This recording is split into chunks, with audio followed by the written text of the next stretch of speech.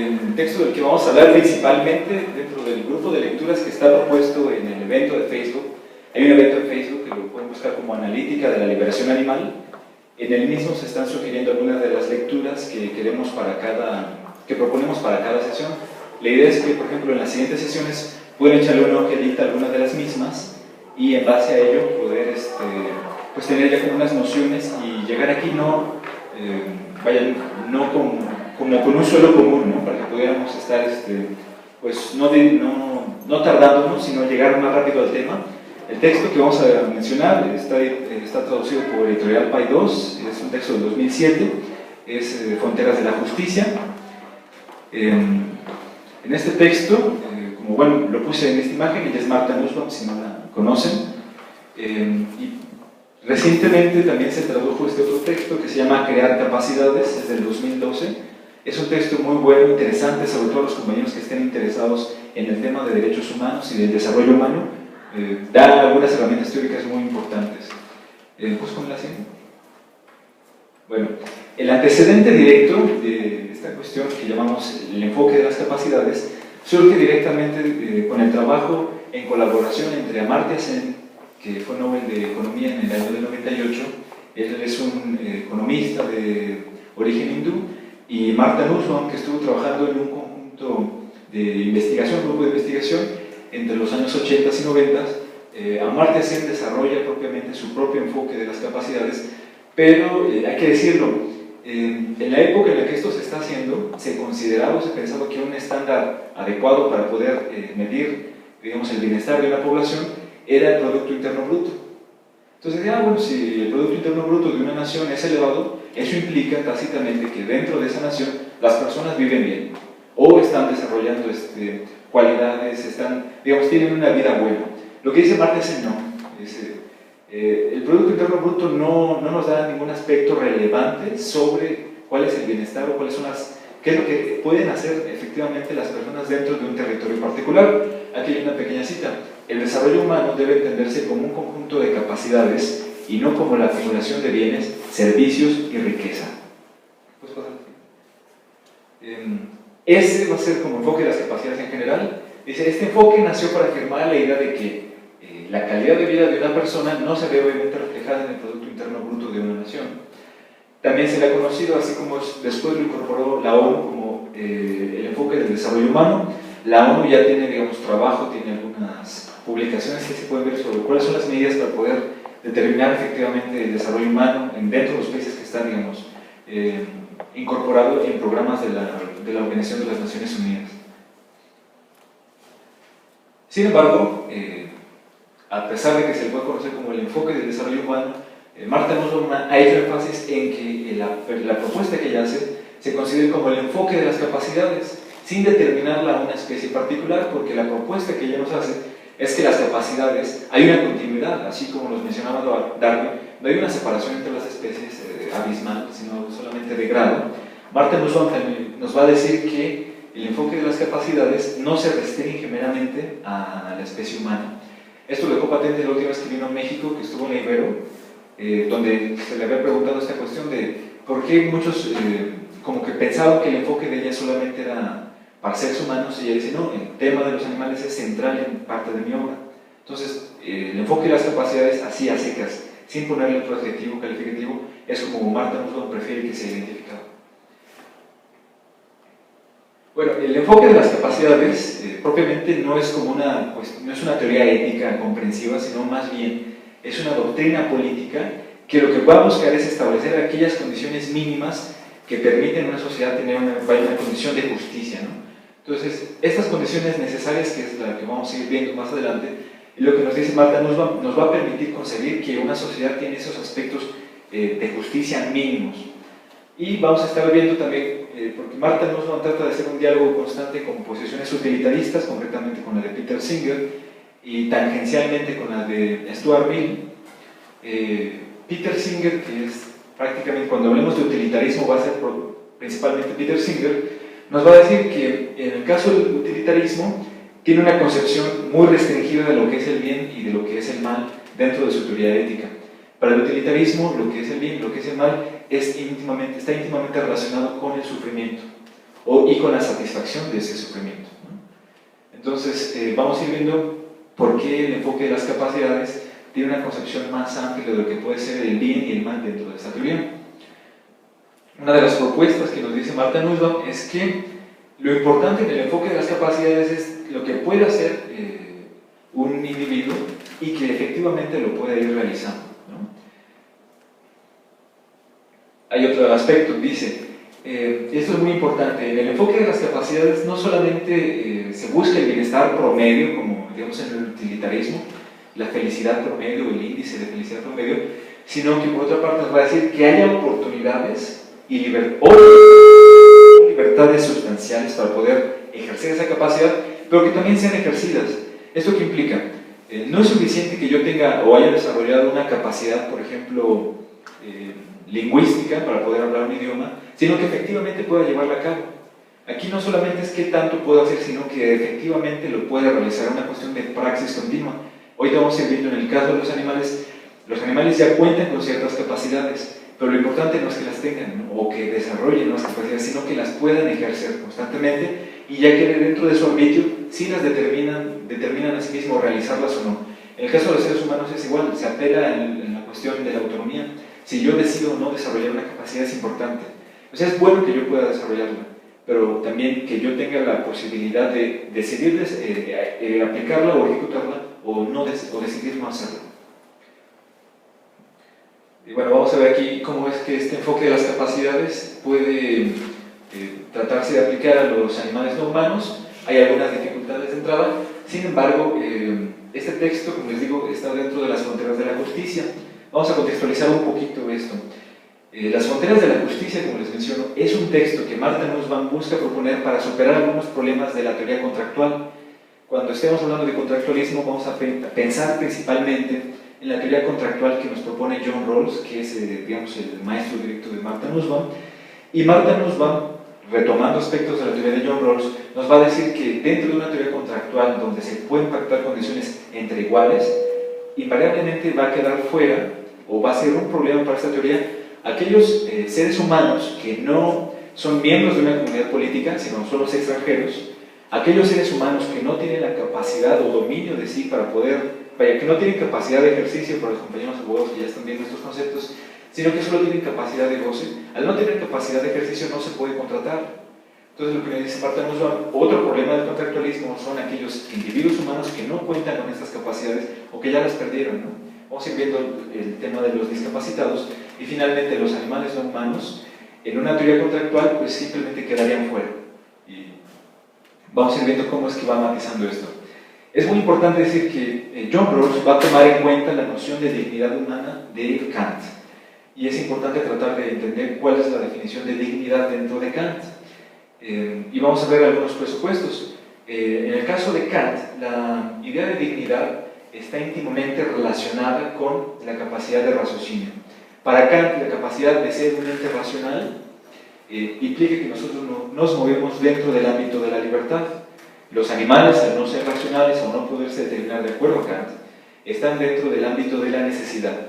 Entonces podemos ver que, de acuerdo a Kant, la dignidad como la capacidad racional están fuera del mundo de la naturaleza. El mundo de la naturaleza se va a concebir como dentro del reino de lo determinado, dentro del reino de la, digamos, donde no hay esa libertad de poder alterar estas condiciones.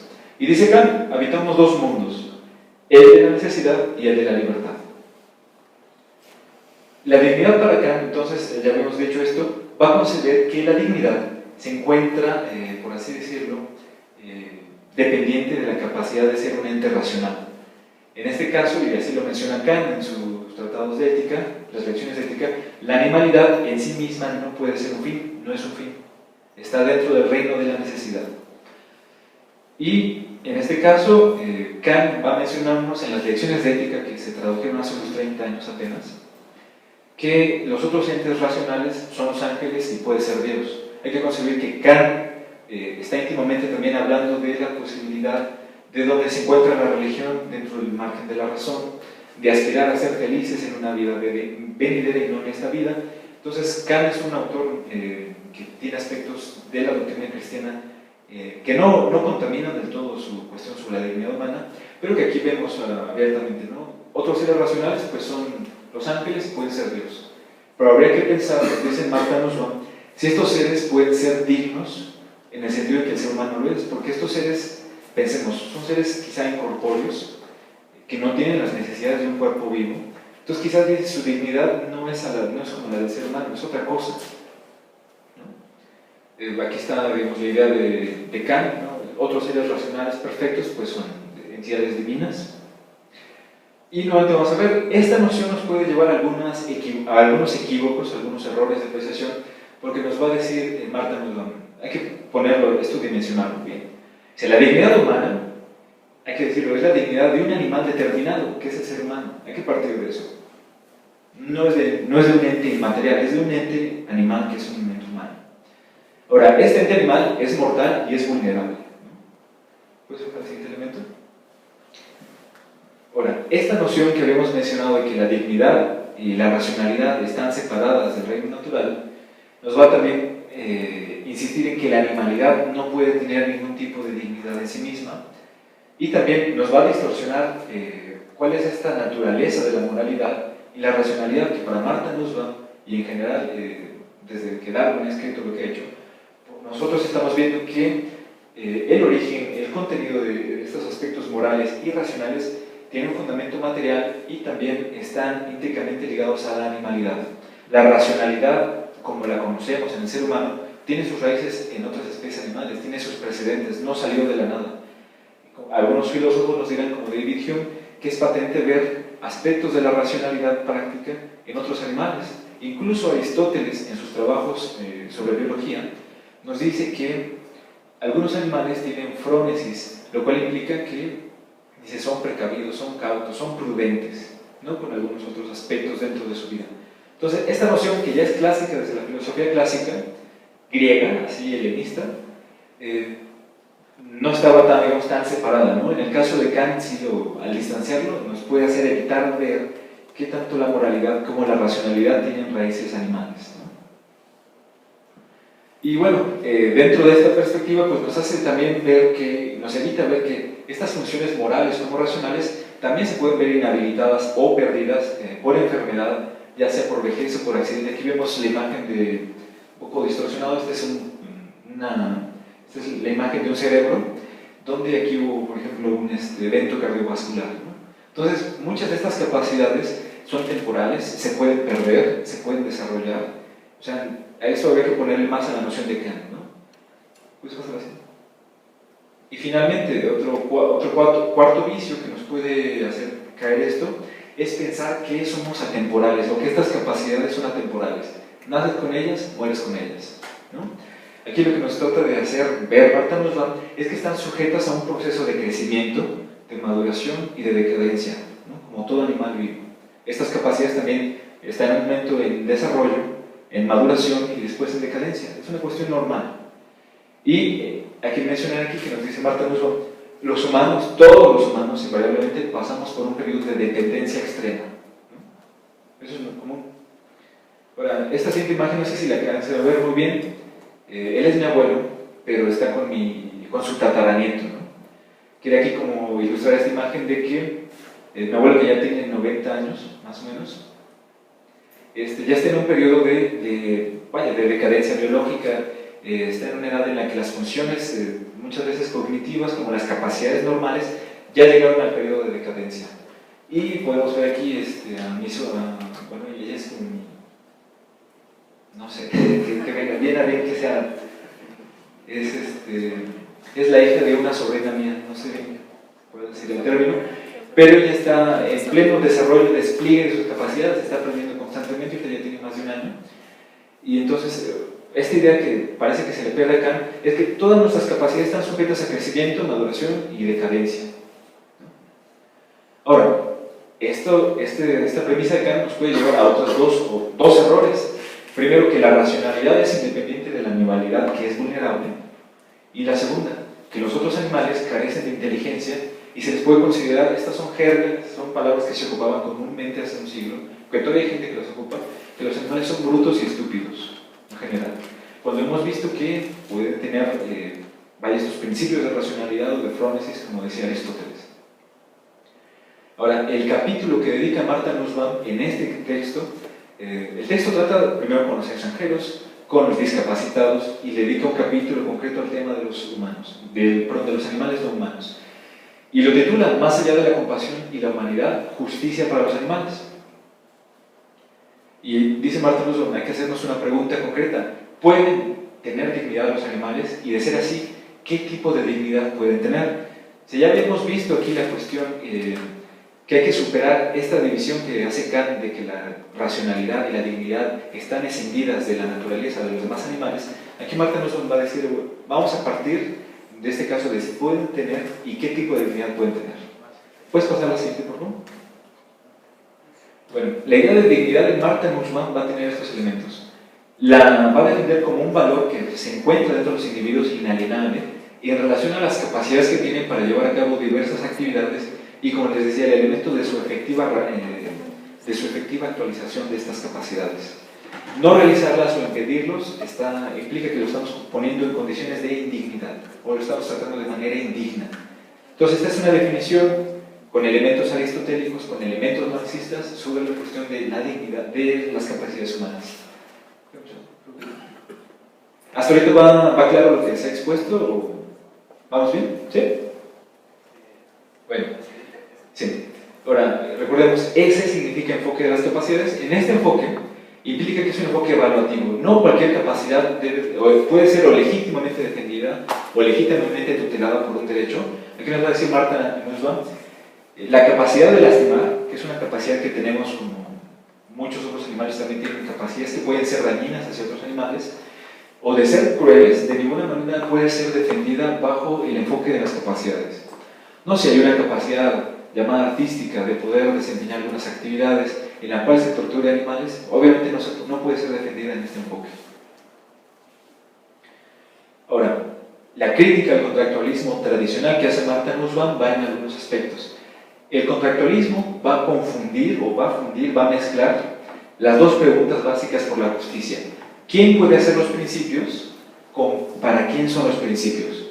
Generalmente se ha dicho que en la teoría contractual, quien hace los principios, dice estos principios que yo hago me van a regir a mí o a mi comunidad. Martha Nussbaum dice, a ver, un poco más despacio, no es lo mismo quién hace los principios y hacia quién van dirigidos, son aspectos distintos que hay que diferenciar, no en la elaboración del contrato. Y también nos va a decir, dentro de este enfoque contractualista, dice, normalmente los animales no pueden ser sujetos primarios de justicia. Si pudiéramos decir, en una comunidad política vamos a incorporar a los animales, pero como ellos no pueden firmar el contrato, aquí estamos confundiendo quién hace los principios y para quiénes son.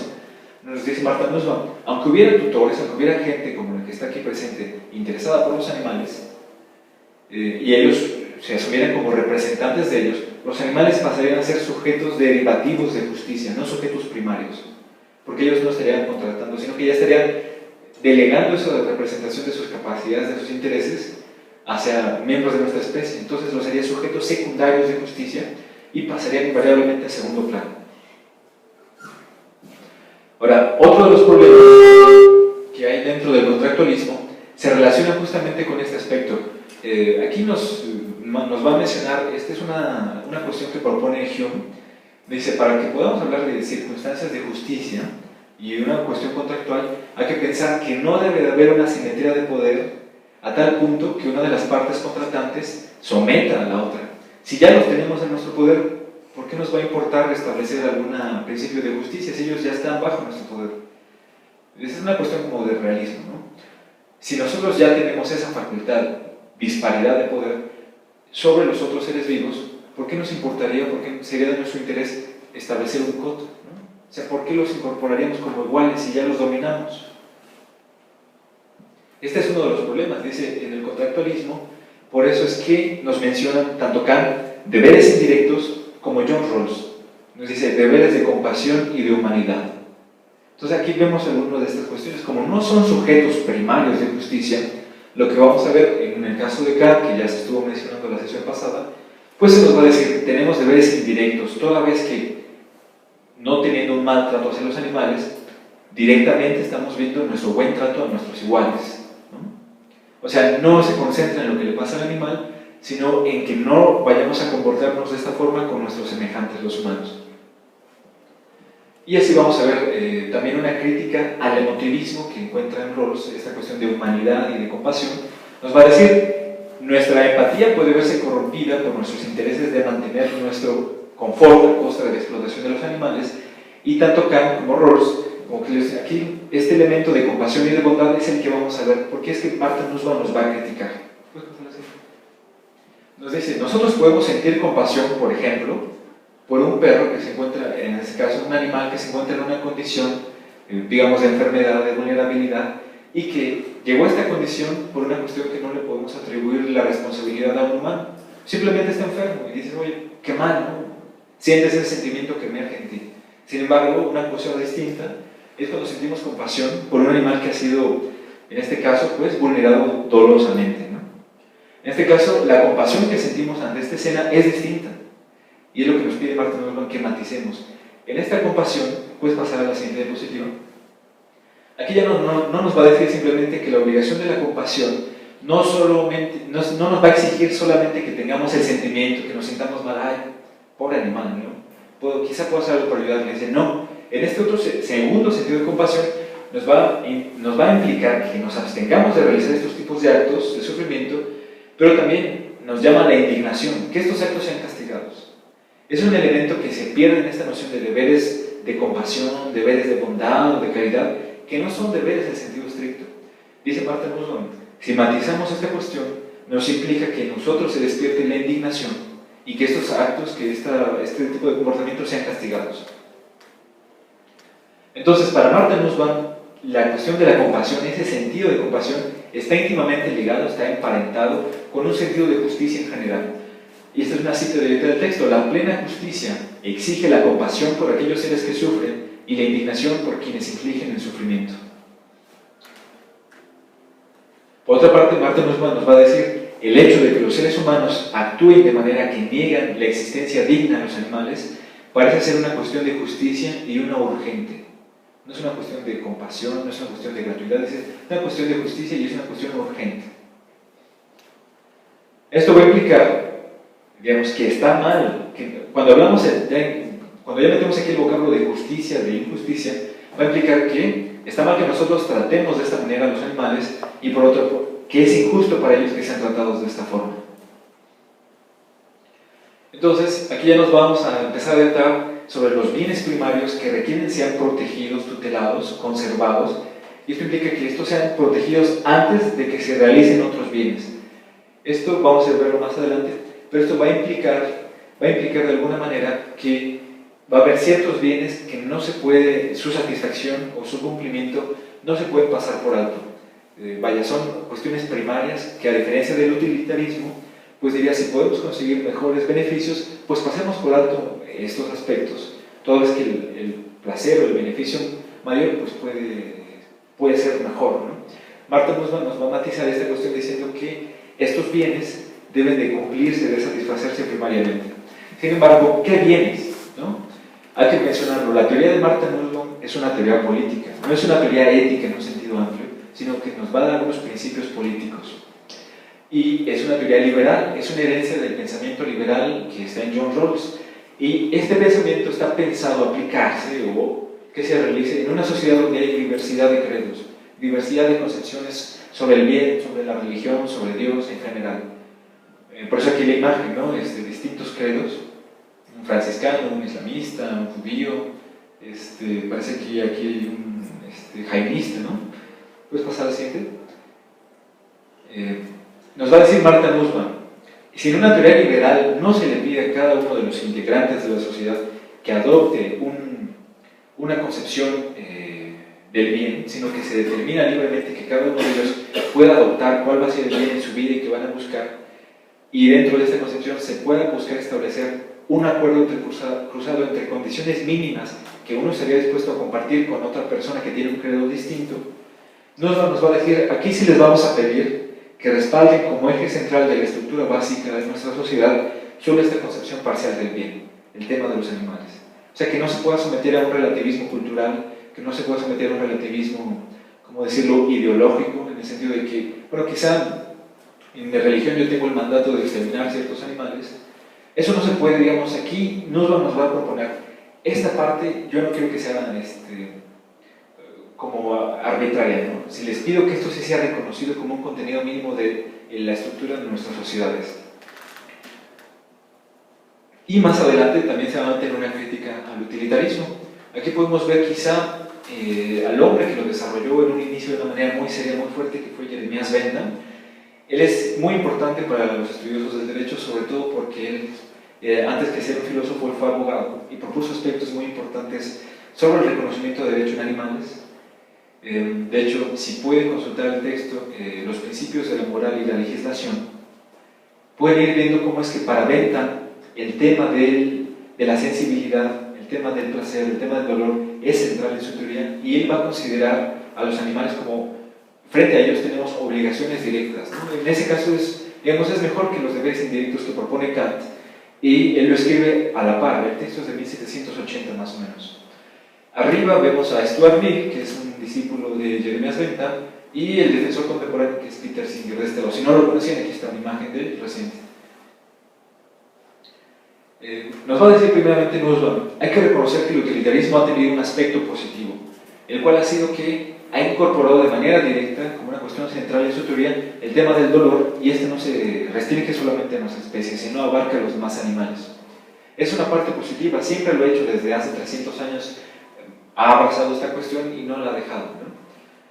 La parte negativa, y aquí lo que nos va a ir haciendo una serie de críticas Nussbaum, es que la noción que ellos contemplan es una noción unívoca del bien, y Nussbaum nos va a decir: hay que ver que hay matices dentro del bien.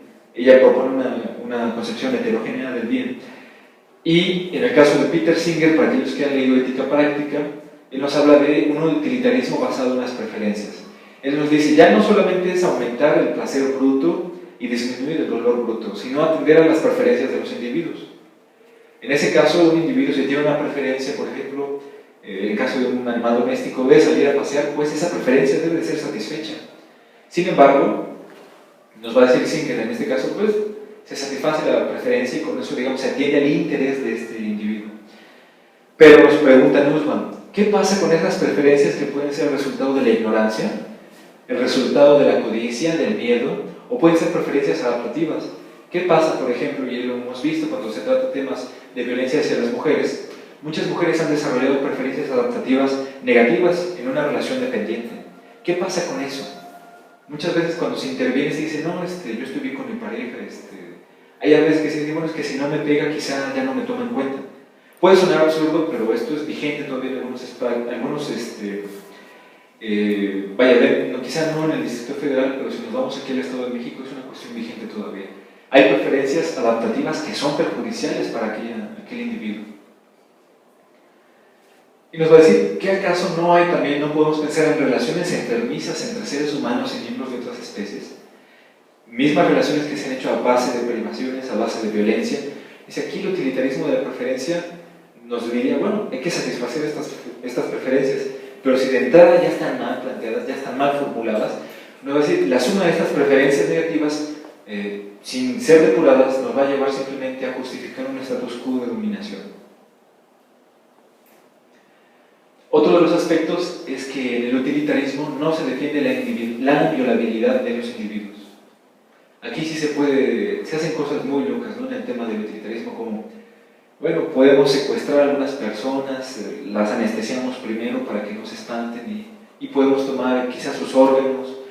Quizá una muerte indolora de un individuo no sea tan malo porque al momento de matarlo no le generaste gran dolor.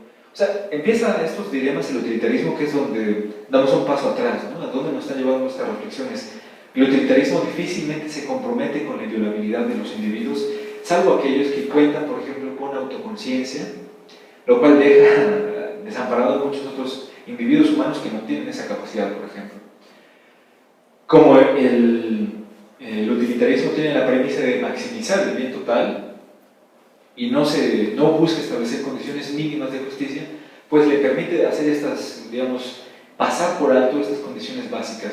Si en el utilitarismo, por ejemplo, puedo, yo tener un animal de compañía y no sacarlo a pasear, pero lo puedo tener bien atendido, buena comida, puedo darle masajes, puedo tenerlo ahí junto a mí todo el tiempo, y el perro va a ser feliz o va a tener un nivel de placer bueno.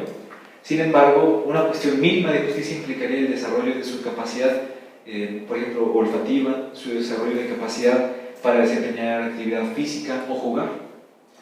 En el utilitarismo eso se podría quedar de lado siempre y cuando el perro siga siendo feliz. En el enfoque de las capacidades, no puedes cancelar una capacidad satisfaciendo más otra, ¿no? Ahorita vamos a ir viendo cuáles son estas capacidades. Por ejemplo, aquí decía, otro aspecto negativo es que en el utilitarismo, invariablemente el sufrimiento, el dolor, es un aspecto malo. En el enfoque de las capacidades nos va a decir Martha Nussbaum, en un tono quizás hasta poético, que hay dolores que no son malos. El dolor que viene derivado del apego, y se nos puede revelar algo muy bello realmente, la complejidad de nuestras relaciones, de nuestras dependencias. Por ejemplo, aquí vemos un perro que está al lado de su amigo que está muerto, y que todavía está como en espera, ¿no? Tú no puedes decir, oye, hasta el comportamiento del perro es distinto, puede entristecerse, Hemos escuchado casos, e incluso en la cultura popular mexicana hay hasta canciones de animales que están a la espera en la tumba de su dueño, y que no se van de ahí hasta que se mueren. O sea, no se retiran de ese lugar. Esto dice Nussbaum. Pues este tipo de dolores nos revela algo positivo, o sea, nos revela algo bueno dentro de las relaciones entre miembros de distintas especies. Aquí tenemos un cuadro de 1880 que se llama Angustia, en el cual también se hace, digamos, quizás un poco dramático, ¿no?, la imagen del cuadro, pero esta idea de pérdida, ¿no?, la pérdida, como este dolor que se padece, nos puede mostrar algo bueno, esta cuestión de cuidado, de atención, de reciprocidad que puede haber, ¿no? Y bueno, el enfoque de las capacidades también nos va a decir que se tutelan diversos bienes, una vez nada más. Por ejemplo, uno de esos bienes es la capacidad de relación afiliativa, ¿no?, dentro de los miembros de una especie. Puedes pasar así. Aquí hemos visto, como les decía, no solamente es el no sentir dolor o el sentir placer, sino establecer relaciones afectivas al interior de una especie como entre otras especies, ¿no? ¿Qué más? Dentro del utilitarismo se van a ignorar aquellos bienes que no residen justamente en la sensibilidad, que es la principal crítica que hace Nussbaum, y que también se puede hacer una crítica muy severa a la satisfacción de preferencias, porque hemos visto que pueden ser negativas, ¿no? El enfoque de las capacidades va a tomar también en cuenta un aspecto de Aristóteles. Como ya les había dicho, Aristóteles escribió sobre metafísica, sí, sobre ética, sobre política, pero sobre el tema, el estudio de los animales escribió más que sobre otro tema. Tiene al menos 6 tratados sobre el tema de los animales, ¿no? Entonces, Aristóteles, al ser un biólogo, un observador nato, nos dice que hay algo maravilloso, hay algo digno de ser apreciado en estas formas de vida complejas, ¿no? Y también hay una preocupación ética porque esas funciones de la vida no se vean impedidas.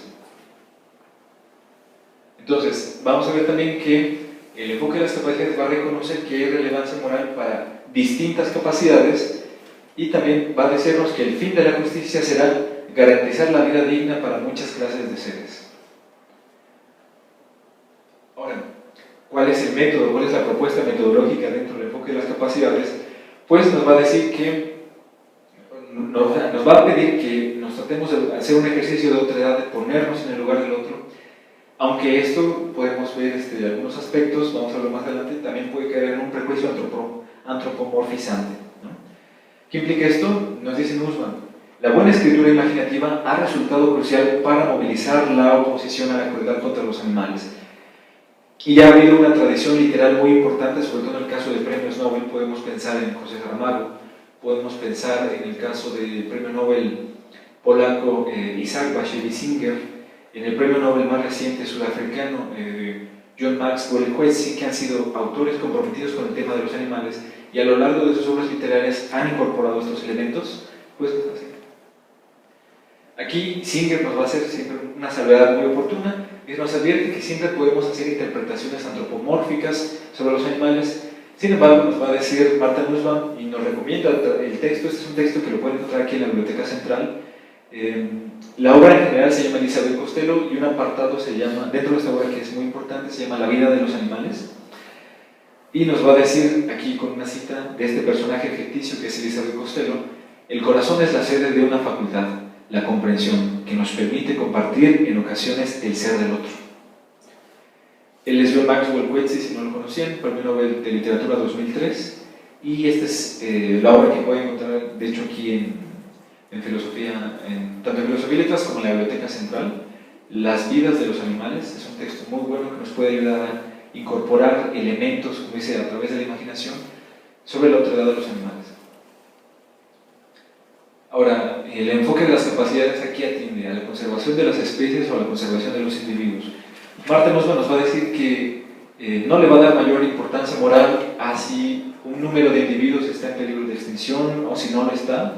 Dice, no nos va a dar, aquí no se toma en cuenta si un individuo está amenazado, o sea, no es más importante moralmente hablando un gato o un jaguar, por ejemplo. Sin embargo, nos va a decir que este enfoque no se cierra a la posibilidad de que haya, ¿puedes pasar la siguiente?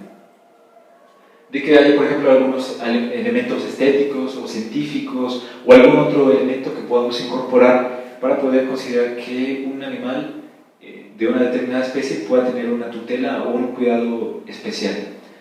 Dice, la especie es irrelevante, lo que importa son las capacidades del individuo.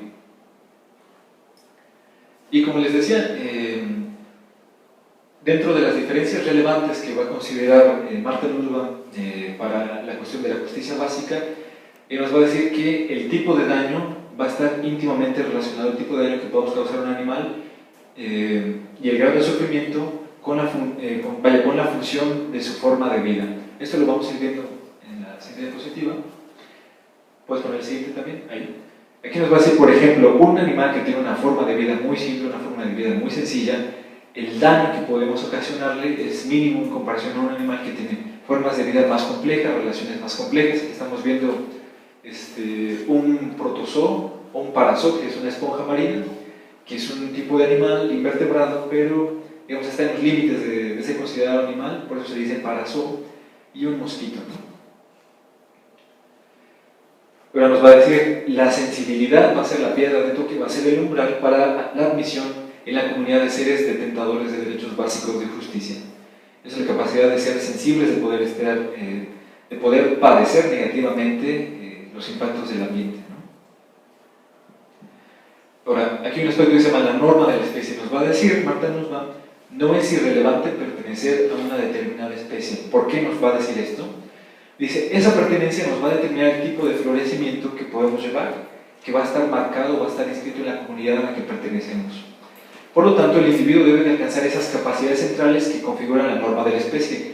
Si un perro, en este caso, bueno, el caso de los animales domésticos es en particular quizá problemático porque no puede pertenecer a una comunidad de perros exclusivamente.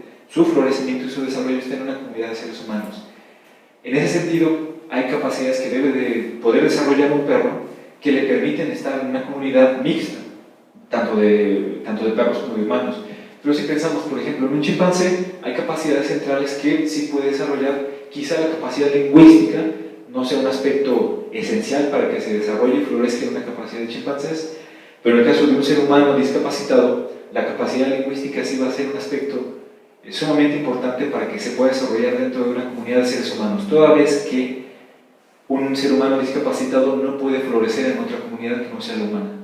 Sin embargo, por ejemplo, un perro sí lo puede hacer en una comunidad de humanos, un chimpancé puede desarrollar capacidades lingüísticas también y florecer en una comunidad de seres humanos.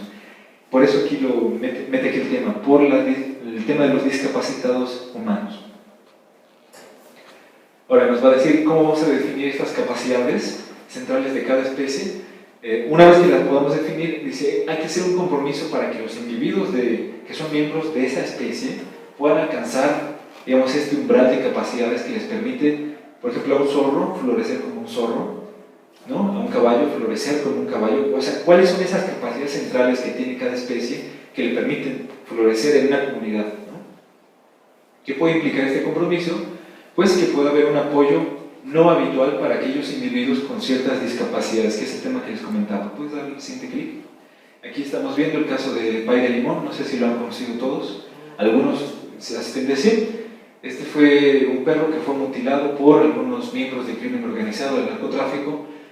Primero practican en animales para poder después hacer mutilaciones más efectivas en seres humanos. Pay de Limón fue abandonado y Pues de acuerdo, quizá el utilitarismo hubiera sido preferible gastar el dinero de las prótesis que son de fibra de carbón, que valen cerca de 20,000 pesos, pues para ayudar directamente a otros animales, ¿no? El utilitarismo hubiera hecho ese cálculo, hubiera sido más eficiente. Sin embargo, el enfoque en las capacidades nos propone que hay algunos deberes o, como nos dice aquí, vamos a tratar de hacer un apoyo no habitual hacia ciertos seres para que puedan florecer. Por ejemplo, la capacidad de movimiento de un perro es indispensable para que florezca en una comunidad de humanos y de perros. El caso del paye de limón no es tan severo como el de, no estoy seguro si se llama Rocky este proyecto, que fue abandonado en Canadá prácticamente en la nieve. Ustedes saben que cuando un cuerpo animal se enfrenta a condiciones extremas de frío, la sangre se empieza a concentrar al centro del cuerpo para poder permitir que las funciones vitales se mantengan. Por eso aquellas personas, por ejemplo humanos que han sobrevivido a los Andes o han sobrevivido, empiezan a perder la sangre en las extremidades y empiezan a perder la nariz, las orejas, los dedos de los pies, los dedos de las manos, empiezan a perder las extremidades. Algo similar pasó en el caso de este perrito. Sin embargo, con unas prótesis adecuadas pudo desempeñarse. Este caso es el caso de Invictus, que también aquellos que estén familiarizados, Invictus fue uno de estos animales que fue decomisado a un circo, no recuerdo si fue en Chiapas donde lo decomisaron, pero fue de los casos así más brutales. La Profepa hace 2 años empezó a hacer un programa de inspección en circos a petición del Partido Verde, y de la mitad de circos que están registrados pudo inspeccionar, más de la mitad tenía irregularidades, y este fue uno de los casos de maltrato severo. Hubo una leona que tenía un cráneo fracturado y una serpiente con quemaduras.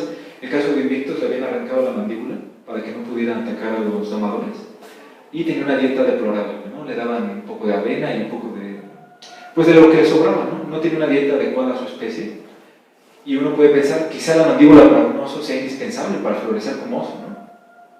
Pues con la ciencia, Invictus fue recibido en el bioparque de convivencia que está en el estado de Hidalgo, que parece que va a ser como el prototipo, una cuestión muy válida de transformar algunos zoológicos en centros de rehabilitación para animales silvestres y no para que meramente sean como aspectos de cautiverio, ¿no? Entonces, este es el primer antecedente que pasa en México, lo cual nos haría pensar con optimismo la transformación futura de estos zoológicos, que ya no sean centros nada más de hacinamiento de animales, sino que puedan ser miras de que se pueda rehabilitar la capacidad que tienen los animales de poder desempeñarse en un ambiente distinto, ¿no? Que no depende del ser humano.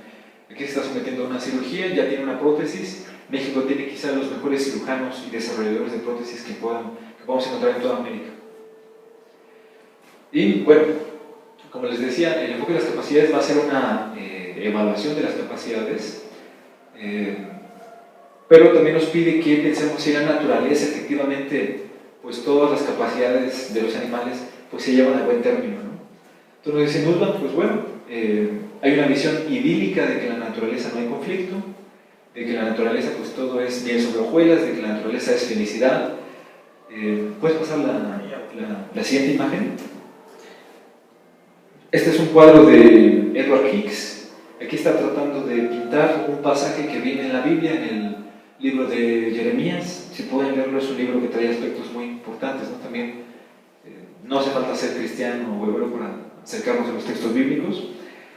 Y esta es una imagen de la promesa, ¿no? de la venida de Cristo, donde dice que van a apacentar de manera tranquila tanto el león como el cordero. El niño va a poder jugar con las serpientes y no va a ser atacado, ¿no? No se derramará sangre en mi santo monte, dice la profecía. Dice, esta es una visión idílica, es un cuadro también del siglo XIX. ¿Puedes pasar la siguiente? Dice, bueno, ¿realmente en la naturaleza se vive bien? No. La respuesta es categórica, no. O sea, no hay un equilibrio natural, no idealicemos a la naturaleza, lo que pasa en la naturaleza es sin duda es brutal. Estoy buscando aquí ahorita un pasaje de Stuart Mill que tiene un texto sobre la naturaleza muy importante. Sin embargo, podemos ver que tampoco nos sugiere Martin Nussbaum, no podemos ser indiferentes ante lo que sucede en la naturaleza, no podemos ser, como decirlo, dejar que la naturaleza se regule por sí misma. Y aquí les voy a leer el pasaje. El texto se llama La naturaleza, de John Stuart Mill. Dice: en honor a la verdad, casi todo aquello por lo que los hombres son ahorcados o encarcelados, si se lo hacen unos a otros, es moneda de cambio cotidiana en la naturaleza. Matar el acto más criminal que conocen las leyes humanas, es algo de la naturaleza que se comete alguna vez con todo ser viviente y en un gran número de casos, tras torturas prolongadas que solo los mayores monstruos de los que hayamos podido leer han llegado alguna vez a infligir deliberadamente a otras criaturas vivas como ellos. El fragmento es un poquito más largo, se puede consultar en internet también. Y el aspecto que nos está diciendo aquí es justamente que no deberíamos repudiar por default cualquier intervención del ser humano en la naturaleza simplemente porque el ser humano interviene. Hay algunas visiones que piensan que la naturaleza allá y el ser humano acá, que no se salga de la polis y que fuera de la polis, pues que se regulen las cosas, ¿no? Dicen, pues no hay que rechazar de entrada que cualquier intervención humana pueda ser mala, ¿no? Solo porque es humana. Sin embargo, nos va a decir también que hay que tratar de, en esta evaluación de capacidades, tratar de ver cuáles son aquellas capacidades que causan daño. Y ella nos dice que son de dos tipos. Una es la capacidad del depredador. La capacidad del depredador, que podemos ver una leona que está cazando a una cebra, es una capacidad depredativa que si lo vemos con mucha calma, no es instintual, sino se deriva de alguna motivación que tiene. Entonces vamos a ver este aspecto. Y la otra capacidad, que es la capacidad característica del animal, la capacidad cotidiana del animal, que en el caso, ¿puede dar un clic también? En el caso, otra vez regreso al mosquito. El mosquito lo hace sin saña, lo hace sin buscar depredar a alguien, lo hace de una manera habitual, cotidiana. No puede hacerlo de otra forma, ¿no? Sin embargo, puede bien propagar enfermedades, acabar con reservas de alimentación. Ahora con el cambio climático, los mosquitos que contagian el dengue están subiendo más, ¿no? Entonces, puede ser ahí un problema. Nos va a decir Marta Nussbaum. Entonces, ya haciendo esta evaluación, dice, hay que ver cuáles capacidades predatorias, por ejemplo, la capacidad predatoria no representa realmente una cuestión, un valor moral. Dice, esta capacidad depende si se encuentra con la motivación para realizar ciertas actividades y se puede satisfacer ese tipo de florecimiento con otros estímulos. Esto en particular se ha hecho en el caso de zoológicos o de otros animales que se mantienen en reservas cerradas, en los cuales dice, ok, la capacidad o el florecimiento, la capacidad de un tigre, de un león, de un jaguar, no necesita que le des una gacela viva para que se alimente de él, ¿no? O sea, eso ha pasado, ¿no? En algunos zoológicos. Aquí, por ejemplo, vamos a ver una forma alternativa. Dale otro clic, por favor. Pues, por ejemplo, en el caso de los tigres, esta capacidad predatoria bien se puede satisfacer con el juego con alguna pelota o algunos otros estímulos. Hay mucho trabajo que se está haciendo sobre el tema de qué estímulos son pertinentes incorporar con los animales que son silvestres, pero que se encuentran bajo, digamos, la custodia del ser humano. Entonces, una de ellas es ver qué se le puede dar que estimule, que tenga un ambiente amplio en estímulos y no dejarle a algunos animales para que jueguen y los maten, ¿no? Después de una muerte prolongada y dolorosa. Ahora, en el caso del mosquito, nos dice Marta Nussbaum, pues quizás sea más viable implementar, y es lo que se ha hecho realmente, estrategias de esterilización masiva, ¿no? Y uno puede decir, bueno, pero ¿cómo puedes esterilizar un mosquito, no? La Senacica ahí nos puede dar quizá algún ejemplo. Ahora que pensamos que los cítricos se estaban extinguiendo desde hace, no había una amenaza de un mosquito que estaba contaminando los cítricos, lo que se estaba haciendo era introducir poblaciones que fueran estériles y que ya no permitieran, o sea, que desplazaran a las que se encontraban allí y ya no permitieran que se estuvieran reproduciendo, ¿no? Ocupando el nicho biológico que ellos ocupan. Ahora, pero nos dice aquí, perdón, me falta una letra, recordemos que para algunos animales que están dentro del umbral de la sensibilidad, la muerte no va a generar un daño estrictamente, ¿no? En el cual, por ejemplo, podemos situar al mosquito, podemos situar a la esponja de mar, podemos citar quizá algunos moluscos. ¿Puedes pasar a la siguiente, por favor? Sin embargo, también una idea aquí es que para Marta nos va a decir, aunque esté en el umbral de la sensibilidad, causarle la muerte a un animal con ciertas capacidades no deja de causar un daño, a diferencia del utilitarismo, ¿no? Ahora, nos va a decir, va a ser una obligación de la comunidad humana poder abstenernos de cometer estos daños hacia los humanos, digo hacia los animales no humanos, pero parece ser que no tengamos la obligación moral de buscar que todos los animales en la naturaleza desarrollen sus capacidades. Es decir, bien podemos decir, es una obligación de la comunidad humana no intervenir negativamente en la naturaleza, pero de eso no se sigue que tengamos la obligación de intervenir exhaustivamente, ¿no? Sería la otra parte del argumento. Sin embargo, dice, sí tenemos el deber de prestar ayuda material, dice, por ejemplo, en los casos de catástrofes en la naturaleza, ¿no? En incendios, por ejemplo, se ha visto más de una vez que no solamente van grupos de rescate humanos, sino van grupos de rescate veterinarios. Ahora que estuvieron los incendios brutales en Australia, pues se brindaba también ayuda veterinaria, por ejemplo, a los koalas o algunos otros animales que habían sobrevivido a las llamas. Se les daba rehidratación, se atendían las quemaduras. Eso perfectamente se puede hacer, no habría problema realmente hacerlo. Dice, sin embargo, también nuestra intervención ha de considerar dos aspectos. El primero es, ella menciona la soberanía de la especie, y el otro que hay que pensar es el paternalismo benevolente. Vamos a ver cómo se van relacionando estos términos. Nussbaum nos va a decir que no debemos beneficiar la dependencia de los demás animales a la especie humana. Por eso nos dice que hay que ser cautelosos en que se mantenga cierta soberanía, cierta independencia de miembros de otras especies, y la forma en que lleguemos a intervenir, pues que nos respetemos cierta autonomía en los animales en los que podamos intervenir efectivamente, y tratemos de promover las capacidades de estos animales y no tanto el funcionamiento de las mismas. Vamos a ver de qué se trata esto más adelante. El paternalismo nos va a decir, podemos pensar que es la intervención paternal, decir, pues tú no puedes determinar que es bueno para ti, yo te voy a ayudar, yo te voy a promover estos programas. Y debo decir, el paternalismo es apropiado si la capacidad de elección y autonomía del individuo está comprometida. Podemos pensar que es legítimo un paternalismo en aquellos animales, humanos o no humanos, con discapacidades. Sin embargo, nos va a decir Nussbaum, hay que considerar siempre la autonomía de una especie, va a formar parte dentro de... O sea, la autonomía que tiene un animal va a formar una cuestión indispensable para poder determinar sus capacidades y los bienes que puede perseguir en su vida, ¿no? Entonces, ¿cómo vamos a conciliar entre reconocer cierta autonomía de los animales y no ser demasiado paternalistas? ¿Puedes pasar así?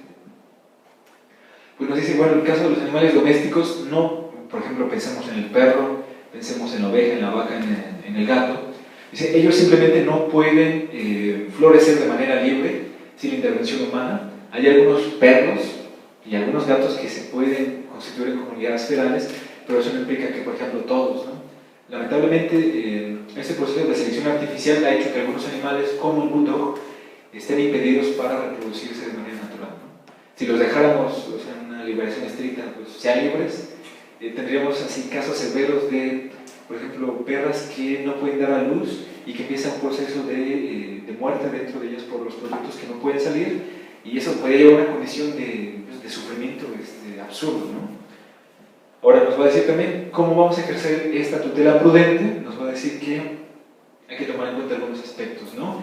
Ciertas actividades que hay que enseñarles, por ejemplo, en el caso de los perros y de los gatos, bueno, nos dice, pero no hay que usar las técnicas que se ven en el circo, ¿no? Con dolor, y a los animales del circo se les enseñan ciertas actividades.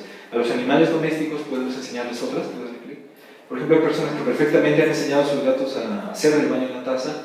En el caso de los perros, les podemos enseñar un lugar determinado para que hagan sus necesidades, y esto es una cuestión positiva en el sentido de que si no lo hacemos, si no tenemos esta intervención paternalista, podemos estarlos exponiendo a maltratos, podemos estarlos exponiendo a humillaciones, ¿no? Entonces dice, sí hay que hacer este tipo de intervención, de paternalismo moderado, pero hay que estarlo reflexionando constantemente. Ahora, este tema de la capacidad y funcionamiento nos va a enseñar que hay algunos animales, muchos animales, que pueden estar mejor en un zoológico que esté bien diseñado que en la libertad de la naturaleza. Aquí el tema de los zoológicos en particular no lo vamos a tratar con la amplitud con la que merece el tema. Yo creo que es un tema muy complejo. Yo de entrada yo me manifiesto a favor de esta transformación del zoológico tradicional que tenemos por estas unidades de manejo animal que puedan permitir que puedan regresar a esos animales esas capacidades que no los hacen dependientes del ser humano y que no sean meramente objetos para recreación y observación. Marta Nussbaum parece que va un poquito de ello. Menciona que están bien los zoológicos, nos menciona que pues, le pueden dar algún tipo de conocimiento a los miembros más jóvenes de nuestra especie, ¿no? Lo menciona Marta Nussbaum. Dice, hay que dejar también de lado la preservación, esto no puede dejar de lado la preservación de los hábitats naturales. El tema es que no caigamos en fantasías románticas sobre la libertad de los animales, domésticos o no, y reconocer cierta autonomía en los animales implica invariablemente la preservación de sus hábitats, ¿no? ¿Qué más? Bueno, la protección para los animales depredados. ¿Qué pasa? El típico dilema, oye, pero ¿qué pasa con la gacela, no? O con los animales que invariablemente hay un depredador para ellos. Dice, podemos pensar en tres opciones. Uno, de no intervención. Dos, confinamiento protectivo, vulnerando a los depredadores, una intervención masiva en la naturaleza. ¿Saben qué? Vamos a recluir a los depredadores o vamos a sacar de ese ambiente natural a todos los animales depredados, lo cual es ilógico. Me parece que la opción 2 no. Y la opción 3, lo dice Marta Nussbaum, cuando haya oportunidad de intervenir hay que realizarlo siempre que, que es muy importante, no sea una intervención masiva que acabe siendo dañina. Aquí vamos a ver que hay algunos problemas. Ya Jesús, terminando esta ponencia, nos va a exponer una crítica a Marta Nussbaum, pero se dice, por ejemplo, Marta Nussbaum ha escuchado hablar del término ecología del miedo. Implica que cuando hay una población creciente, por ejemplo, de alces en Yellowstone, se incorporan depredadores de manera artificial, ¿no? Por ejemplo, algunos lobos. Entonces, ¿qué es lo que hace? Pues que estos animales van a tratar de controlar la población de esos animales, como los alces, ¿no? Entonces, bueno, la ecología o el paradigma de la ecología del medio dice, no, eso lo rechazamos. Dice, es mejor emplear métodos no violentos de control poblacional como esterilizaciones, en vez de meter un depredador que no solo va a estar constantemente amenazando emocionalmente al animal, sino que también puede llevarlo a una muerte prolongada y muy dolorosa, ¿no? Y nos va a decir, el enfoque de las capacidades pues va a presentar problemas, es una observación que yo hago, en el tema de la intervención en la naturaleza, porque incluso Marta nos va a decir, bueno, es mejor un paternalismo inteligente, respetuoso, al simple y llano de sentimiento con la naturaleza.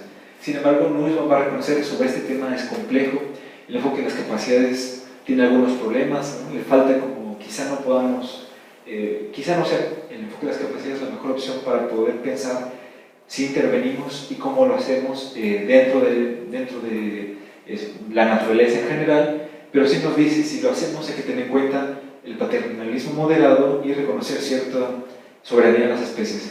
¿Puedes pasar así?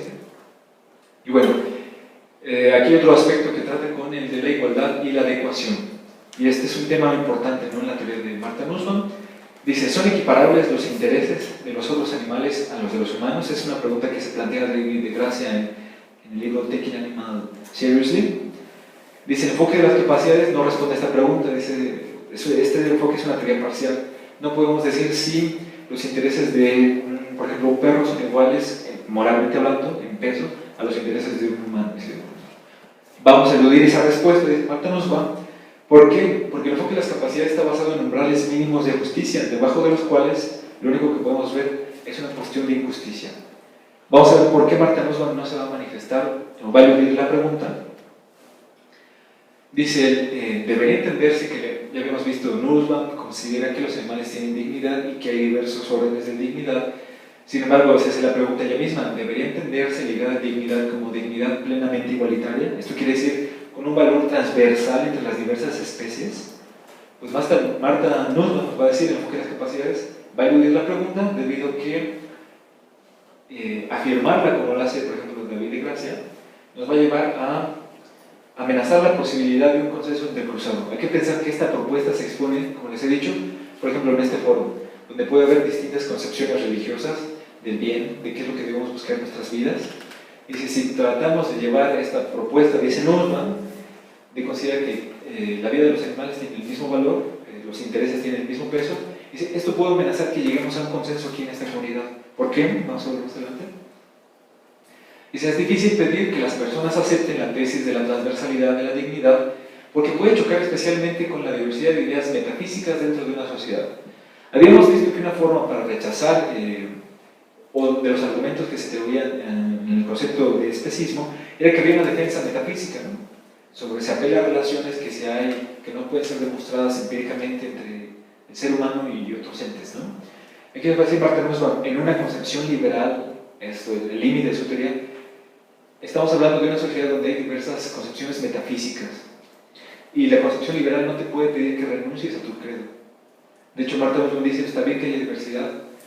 Por ejemplo, este tipo de diversidad, en el caso de Estados Unidos, permitió que los Amish, ¿saben quiénes son los Amish? Es una comunidad no restringida de que tienen como un credo religioso muy vinculado, y ellos dicen la educación que se le da a nuestros hijos en algunos aspectos dentro de la educación pública puede impedir que nosotros sigamos teniendo identidad como una comunidad Amish. Y se reconoció constitucionalmente en Estados Unidos que la libertad religiosa también tutela a los Amish de que puedan, por ejemplo, tener un tipo de educación particular, ¿no? Entonces Marta Nussbaum está pensando este escenario. Nos va a decir, a ver, no todos en realidad somos veganos, va a decir Marta Nussbaum, no todos. Entonces, ¿qué es lo que ella va a proponer? Dice, Marta Nussbaum tiene el objetivo de lograr el consenso entrecruzado que heredan de John Rawls. Este consenso entrecruzado, como les digo, es poder entre distintas facciones con distintas concepciones tratar de llegar a un aspecto mínimo común, ¿no? Y Marta Nussbaum dice una condición mínima de justicia. Hay un aspecto aquí importante que íntimamente se relaciona con el tema de la dignidad, dice muerte y daño, ¿no? Si la muerte de un animal se hace de manera indolora, en el caso del enfoque de las capacidades sigue siendo un daño, a diferencia del utilitarismo.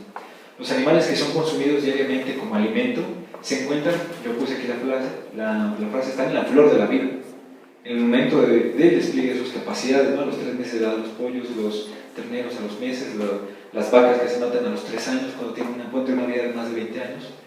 Entonces, ¿puedes pasar a la siguiente, por favor? Entonces, nos va a decir Marta Nussbaum, en el enfoque de las capacidades no se considera como un daño la muerte de un animal, este es el supuesto, cuando su vida solo tiene ya la posibilidad de ser dolorosa y está en la decrepitud. Aquí podemos hablar verdaderamente de una eutanasia, ¿no?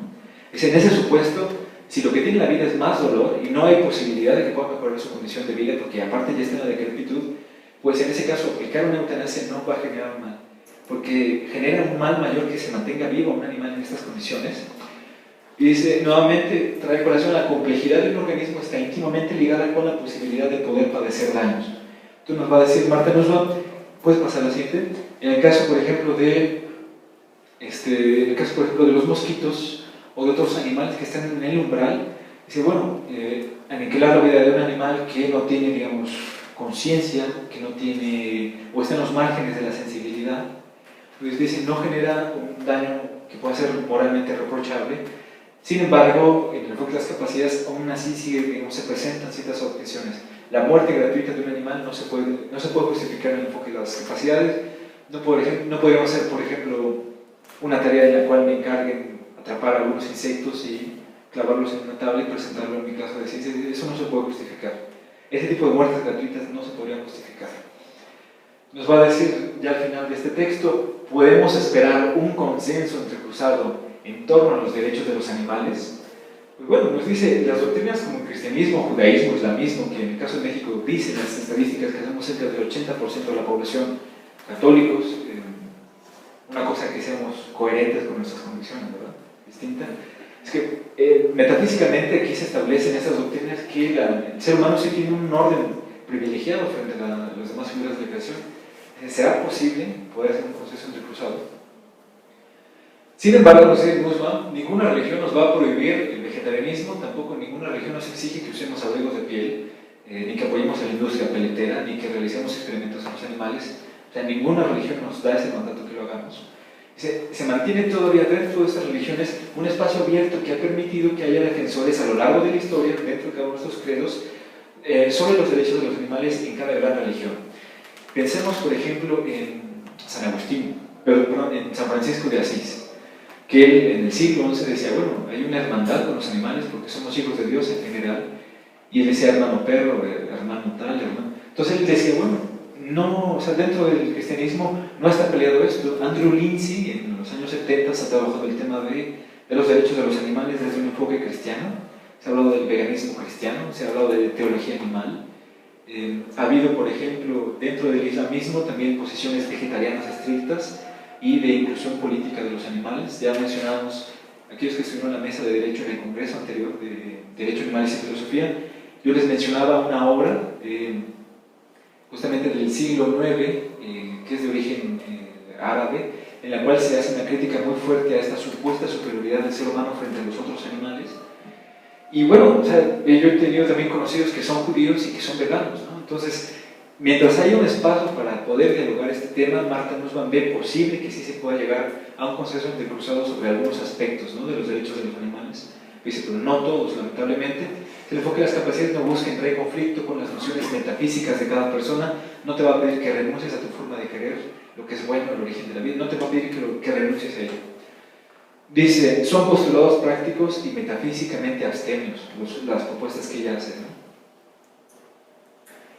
Y ya nos va a decir en la conclusión de la obra, Martha Nussbaum, cuando hablamos de enfoque de las capacidades, ella propone 10 capacidades centrales que primero están pensadas en el ser humano y después la va a tratar de trasladar o hacer un símil dentro de los miembros de nuestra especie. Ya, digamos, en la conclusión nos dice el principio de la vida, nos va a decir que los animales tienen derecho a seguir viviendo, tengan o no un interés consciente en ello, a menos que el dolor y la decrepitud no hagan que su muerte deje de ser un mal para ellos. Y sin embargo, nos va a decir aquí, y es la crítica que podemos hacer prima facie, que va a adoptar criterios bienestaristas sobre la matanza de animales, va a proponer que debemos primero abolir todas las formas de crueldad tradicional y gratuita como un postulado directo. Sin embargo, en la transición, digamos, hacia estos aspectos más amplios de consideración hacia los animales, ella no va a ver negativo que podemos implementar abiertamente una cuestión de tutela del bienestar de los animales, ¿no? En un marco general nacional, ¿no? Si ella lo ve como algo bueno, algo que pueda lograrse, y después nos va a decir, quizás después podamos avanzar paulatinamente hacia un consenso contrario al sacrificio de los animales más complejos que usamos para alimento, como las vacas, como los cerdos, como los caballos, como los perros en China, ¿no? Pues cosas así. Dice, el enfoque de las capacidades normalmente es indiferente a la pérdida de empleos que podrían derivar del cierre de actividades, de centros donde hacen actividades donde se explotan los animales, cosa que el utilitarismo toma en cuenta. Es, oye, si cierras la plaza, y es el argumento que usan muchos taurinos, pues vamos a perder tantos empleos, ¿no? Si se cierra este laboratorio, si se cierra esta granja, debe de considerarse. No, el enfoque de las capacidades no legitima ninguna capacidad del ser humano que pueda dañar a los animales. O sea, no va a tener eso.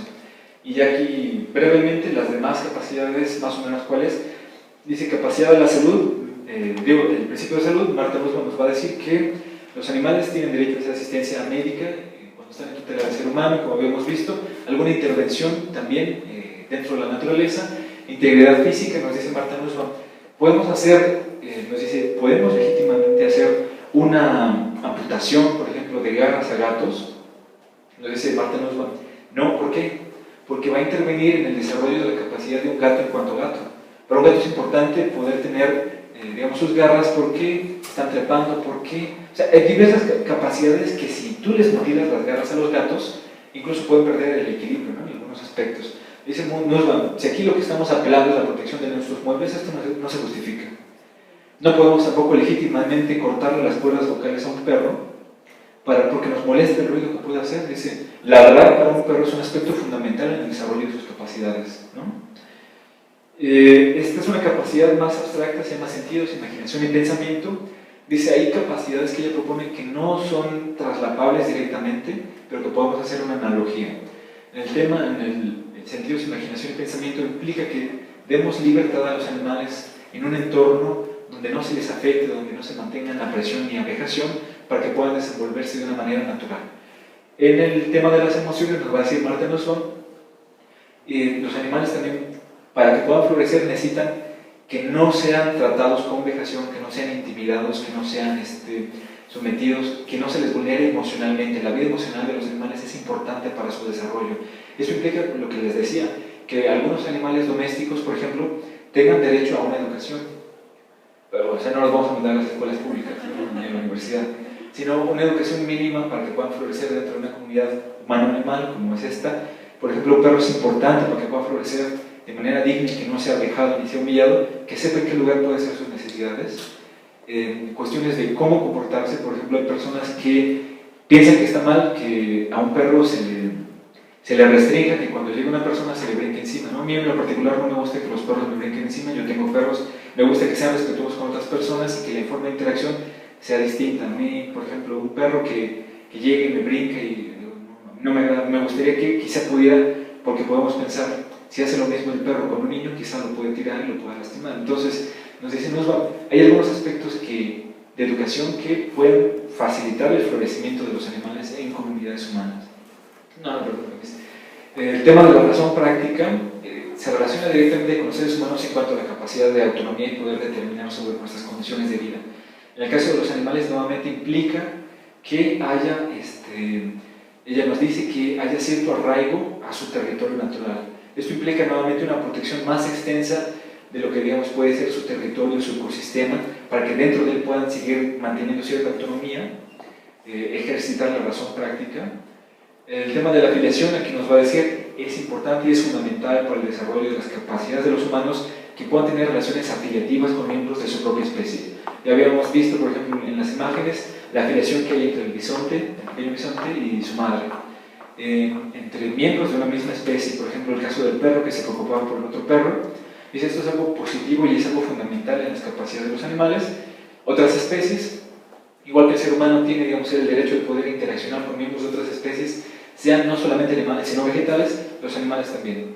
Esto que va a implicar en la relación a otras especies, nos va a decir Marta Nussbaum, debe de haber un orden normativo no solamente restringido a un país, sino internacional, que pueda permitir que en un ámbito público los animales no sean humillados, no sean dejados, no sean emocionalmente afectados, sino que, me va a decir, debe haber un derecho internacional que pueda tutelar estas relaciones de miembros de una especie con miembros de otra especie, y en la cual legítimamente podemos también intervenir. Por ejemplo, si tenemos dos perros que se están peleando, legítimamente intervenimos.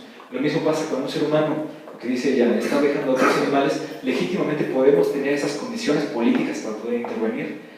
Y nos va a decir, el juego es fundamental para todo animal. La forma en que aprendemos es jugando, ¿no? Desde cachorros, desde infantes, nosotros, si no podemos jugar, si no tenemos estas actividades de juego, no podemos florecer, ¿no? Como miembros de nuestra especie. El juego es fundamental para cualquier animal, no importa su especie. Y finalmente, control sobre el propio entorno. Lo que les decía en el caso cuando lo traslada Nussbaum a los animales, implica nuevamente ese arraigo a su territorio, esa protección de su territorio, esa preservación de su territorio. Sin embargo, como les digo, en la perspectiva de Nussbaum tiene algunos problemas para tratar el tema de la intervención en la naturaleza, ¿no? Entonces, creo que ya fue la última diapositiva. Hasta aquí podríamos hacer una exposición general, sintética, del enfoque de las capacidades de Nussbaum, que dice, sigue en desarrollo, no está acabado, nos invita a que lo podamos pensar, a que lo podamos integrar, y que invariablemente el tema del desarrollo humano debe también de contemplar el tema del desarrollo de las otras especies, ¿no? Entonces, hasta aquí tenemos esta exposición del enfoque de las capacidades de Nussbaum, pero también ahorita nuestro compañero Jesús nos va a hacer una pequeña exposición más breve sobre la crítica que se le ha hecho al mismo, y ya daremos paso a un pequeño intercambio. Hola, bueno, Samuel ya se me adelantó un poco en la crítica. Esto no es una crítica, es una observación. Esto quiere decir que Wilkin Lika y Sue Donaldson lo que intentan hacer es mejorar el enfoque de las capacidades para hacerlo un poco más inclusivo y extensivo. Wilkin Lika y Sue Donaldson en el libro Un clic, Zoopolis, la teoría política de los derechos animales, editado por la Universidad de Oxford apenas hace 3 años. Ellos son los autores. El canadiense Wilkin Lika es un autor reconocidísimo en filosofía política y multiculturalismo, y bueno, tiene muchísimos libros sobre el tema. Sue Donaldson es su esposa. Ella ha escrito varios libros sobre cocina vegana, o sea, cocina sin productos de origen animal a base de plantas. Y bueno, el libro es ese, Zoopolis, la teoría política de los derechos animales. Entonces, bueno, vamos a recapitular un poco lo que Samuel estaba diciendo. Nussbaum dice, nuestra obligación es posibilitarle a los individuos, tanto como sea posible, sus capacidades. Esto significa tener una vida digna. Y por lo tanto, si alguien puede desarrollar sus capacidades, alguien puede tener una vida digna. Es decir, todos los animales, nosotros también somos animales, sin importar nuestra especie, podemos tener una vida digna. Ahora, la noción de florecimiento a la que se refirió a veces Samuel, tenemos la obligación no concluyente, es decir, todavía no está terminada, no puede estar nunca terminada, de promover el florecimiento a través del ejercicio de las capacidades. El florecimiento es el desarrollo del individuo, o sea, su vida digna. Y lo que voy a apuntar a continuación es algo muy breve. Primero vamos a ver la norma de especie que sostiene Nussbaum y la vamos a contraponer con las dos críticas que hace Kiblika, a saber que una comunidad política compartida, cómo se puede entender esa norma de especie y un florecimiento fuera de la especie. Entonces vamos a ver qué es la norma de especie según Nussbaum.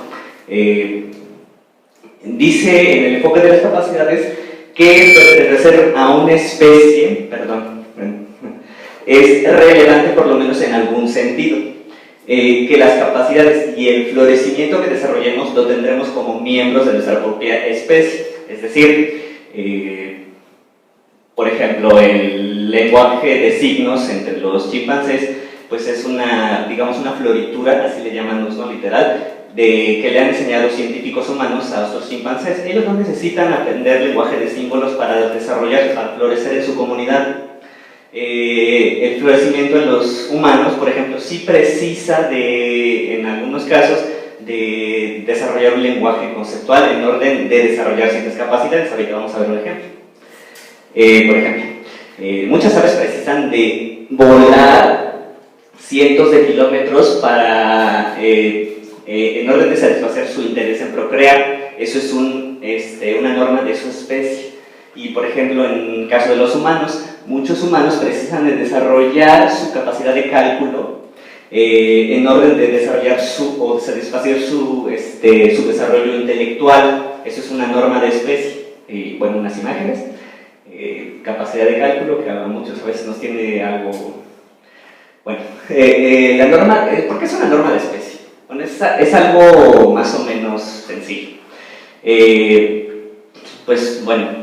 una norma de especie porque, como en el caso de las aves, los humanos no tenemos la capacidad de volar, solamente las aves que desean migrar, y las aves no tienen la capacidad de hacer cálculo infinitesimal, por eso es como que más o menos propio de la especie. No quiere decir que todos los individuos de la especie pueden hacer eso, pero es una norma más o menos común entre la mayoría de los individuos. O sea, si decimos, es que la norma de especie quiere decir que todos los individuos pueden hacer cálculo infinitesimal, tal vez yo no soy humano. Siguiente. El objetivo de la norma de especie. El objetivo de la norma de especie, en el enfoque de las capacidades, es muy, más o menos, lo vamos a distinguir entre dos cosas. No es lo que necesita el individuo, uno solo, para florecer, esto es para desarrollar una vida digna, sino que necesitan los individuos, es decir, el conjunto de la especie, de ese tipo de especie que requiere para florecer. Eso es la norma de especie, el objetivo de la norma de especie. Ahora bien, dentro de los objetivos de esta norma de especie, dice Nussbaum que lo que quiere hacer es mostrar que los individuos que carecen de las capacidades comunes de su especie, esto es, las personas discapacitadas que tuvieron algún retraso, o dentro de los individuos de la especie que no tienen alguna capacidad dentro de su especie, es que las políticas públicas, recuerden que esto es una teoría política, deben asegurar que logren que las capacidades de su especie se desarrollen tanto como sea posible. Este es el objetivo de la norma de especie en la teoría política del enfoque de las capacidades. Por ejemplo, muchos humanos precisan de la capacidad de lenguaje entre su especie para poder desarrollar relaciones íntimas entre otros humanos. O sea, hay personas con autismo que por desgracia no tienen esa capacidad. Luego, dentro del enfoque de las capacidades, es un deber de justicia que estos individuos reciban ayuda para desarrollar esa capacidad, tanto como sea posible para vivir de manera normal. Por ejemplo, las terapias que hacen con niños que carecen de esa capacidad para poderse relacionar socialmente. Y ahí dice, cualquier persona, toda persona merece la oportunidad de alcanzar su potencial, su máximo potencial. Eso es lo que está diciendo Nussbaum anteriormente. Y otro ejemplo, el enfoque de las capacidades no se limita a la especie humana, esto es bien importante. Muchos perros, por ejemplo, precisan de movimiento para desarrollar su vida emocional y su bienestar mental. hay muchos perros que son minusválidos. Luego, es un deber de justicia que estos individuos reciban ayuda para desarrollar esa capacidad tanto como sea posible. Por ejemplo, él, ¿no? Que no puede andar con sus patitas traseras, o él, que no puede caminar con sus patitas delanteras.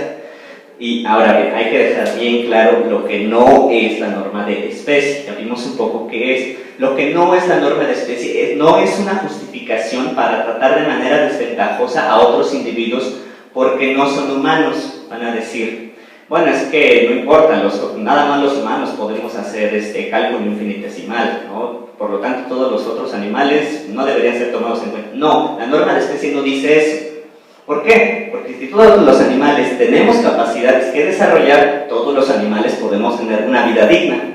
Y precisamente el desarrollar nuestras capacidades debe ser tomada en igual consideración, no porque alguien pertenezca a un país diferente o a una, digamos, raza diferente o tenga un color de piel diferente debe ser menospreciado, tampoco en el caso de la especie. Ahora bien, ya vimos que es la norma de especie. Ahora vamos a ver el otro lado de la flecha, la comunidad política compartir, que es el punto que vamos a ver ahorita. Bien, la observación de Kimlicka y Donaldson no es una crítica, es como más para mejorar, y esto al final vamos a ver cómo nos va a servir para la siguiente sesión. Esta separación de la norma de especie pues sí tiene mucho sentido, pero en donde vivan, digamos, las especies separadas. Si tenemos una comunidad solo de humanos, y por ejemplo ahorita mismo todos estuviéramos en una isla y viviéramos en apartados, por decirlo, pues esta norma de especie tendría mucho sentido. Pero lo que dice Donaldson y Kimlicka es que esa norma no tiene sentido en una comunidad política compleja como la actual, donde vivimos en interacciones con otros individuos. Vivimos pues en una zoópolis, así le dice más o menos Kimlicka, o por lo menos así deja implicarse un poco el término. Él distingue entre tres grandes grupos de individuos animales que existen en una sociedad, o bueno, dentro y fuera de una sociedad. Hay individuos que viven con nosotros y dependen de nuestro cuidado, de otras especies, es decir, perros, gatos, caballos, ovejas, vacas, etc. Esos individuos son miembros de nuestra comunidad directamente. Ahora, hay individuos que no viven totalmente con nosotros, pero que dependen o que interactúan con nosotros, es decir, ardillas, palomas, aves migratorias, mariposa, marca, etcétera, coyote. Todos ellos no viven realmente en nuestra comunidad política, no son totalmente dependientes, pero sí interactúan con nosotros. Sobre esto va a ir un poco la crítica de Kimlicka y Donaldson, porque precisamente como que se olvida un poco de esos individuos que, bueno, pues no hay que intervenir, pero de hecho intervenimos siempre, ¿no?, con ellos. Y bueno, la última, digamos, gran categoría de otros animales que viven en interacción es los individuos que viven fuera de nuestra comunidad. Es decir, aquellos animales, otros animales, salvajes, que debemos garantizarle respeto. Por ejemplo, leones, leopardos, búfalos, elefantes, gacelas, rinocerontes, etc. Por ejemplo, es un ejemplo de ella, es un ejemplo del primer grupo, él o ella es un ejemplo del segundo grupo, y ellos son un ejemplo del tercer grupo. ¿Está claro? Okay. El reto es lo siguiente, dice Donaldson y Kimlicka. Vivimos en una sociedad donde habitamos tanto humanos como otros animales. Ergo, debemos encontrar una forma de convivir juntos en términos de justicia. Por lo tanto, esto significa que necesitamos una teoría de las capacidades cuya premisa sea lograr que tanto los humanos como los otros animales florezcamos en una comunidad conjunta y no separada de nuestra especie. Por ejemplo, aquí vienen los contraejemplos a la teoría de la norma de especies de Nussbaum. Para un perro citadino puede ser necesario aprender a tomar el metro, por ejemplo. Bueno, tal vez aquí no, pero en otros países sí. Cruzar la calle es algo bien necesario para un perro. es horrible cuando los atropellan, porque vaya, no pueden, no aprendieron a hacerlo, y viven en interacción con nosotros, y eso no se trata de una norma de su especie, a menos que creamos que hay rinocerontes que avanzan sistemáticamente en la jungla y los perros esperan en la acera cuando un mono pone las ramas rojas, ¿no? Y ya pasa, algo así. Entonces, aprender a cruzar la calle o aprender dónde hacer sus necesidades. Todas estas son capacidades relevantes que no son propias de la especie, sino que se derivan de una comunidad política conjunta. Por favor. Por ejemplo, ¿no? Un perro viajero se hace famoso en el metro de Valparaíso. Él aprendió a convivir con otros humanos en una comunidad política mixta.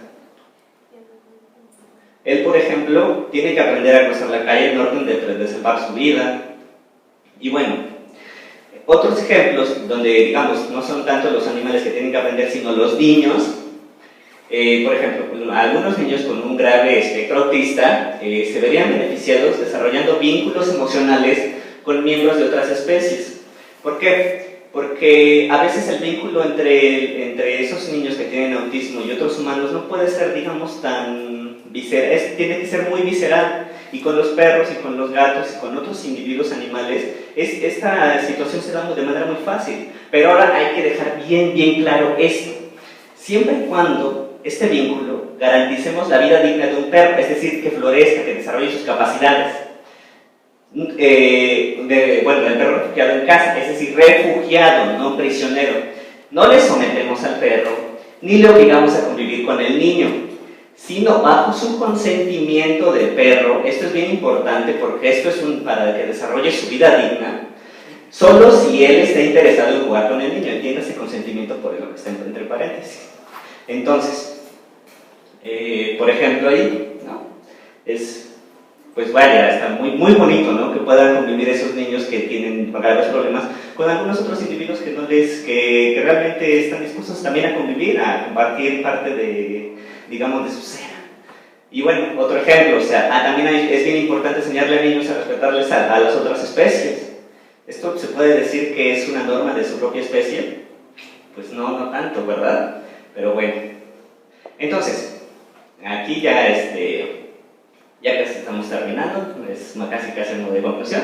Existe, a diferencia de lo que nos piensa, florecimiento fuera de la especie. Habíamos visto, bueno, lo que deben hacer todos los individuos es desarrollar las capacidades de la especie, ¿no? Pero de hecho existen normas, florecimiento fuera de la especie. Por ejemplo, el caso de Bridges. Esto es muy feo. Él era un monito que estaba en un laboratorio y que le pegaron eso al...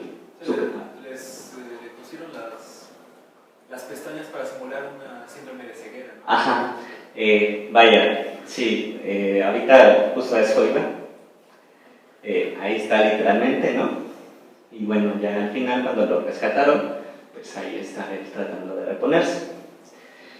Entonces, alguien como Bridges solo podía convivir con humanos fuera de su especie. Es decir, es posible que a un discapacitado florezcan todas sus capacidades, todavía incluso si no pertenece a la especie humana. Digamos, todas las capacidades que ya ha visto Samuel hace poco y que son pues, bastante poco más extensivas. Pero bueno, las capacidades como la vida, la sociabilidad, emociones, su salud. Y entonces este monito después puede regresar a convivir con otros individuos fuera de esa especie. Es decir, la norma de la especie dice, bueno, pues es que debes solamente desarrollar las capacidades dentro de tu comunidad y dentro de tu especie. Bueno, no es el caso. Ahí está el caso de Bridges, ¿no? Ahí está la observación de Philip y Donaldson. Y bueno, ya en general. Entonces, Nussbaum defiende la norma de la especie. Esta dice que solamente debe ser desarrollar las capacidades que están dentro de tu especie.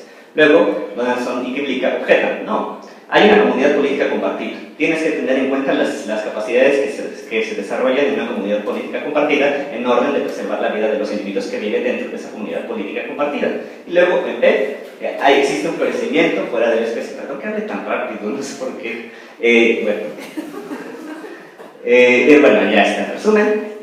Necesitamos, pues, como dice Donaldson y Kimball, un enfoque de las capacidades que sea más incluyente. No solo entre individuos de su propia especie, sino en una comunidad política mixta como la actual, como en México. Es decir, y bueno, esto de la comunidad política mixta lo desarrollaremos en la siguiente sesión. Es para meterles la curiosidad. ¿Cómo puede ser una comunidad política mixta? Bajo esta comunidad política mixta y bajo el libro de Donaldson y Kim Lica, lo que vamos a hacer es tratar de desarrollar una teoría de deberes relacionales que incluya tanto a los individuos, a los tres grupos de individuos, a los que conviven con nosotros, a los que no conviven con nosotros pero que interactúan con nosotros y a los que viven fuera de las otras especies. Y esto lo vamos a hacer en orden para demostrar que no es cierto que una teoría que diga que abolicionar el uso de la propiedad de los individuos animales conlleva a la extinción de los mal denominadas mascotas. Y bueno, eso es lo que vamos a hacer en la siguiente sesión. Ojalá que vengan y vengan temprano. Y la bibliografía es pues bueno, las Juntas de Justicia y el libro de Wilkin Lica y su Donaldson.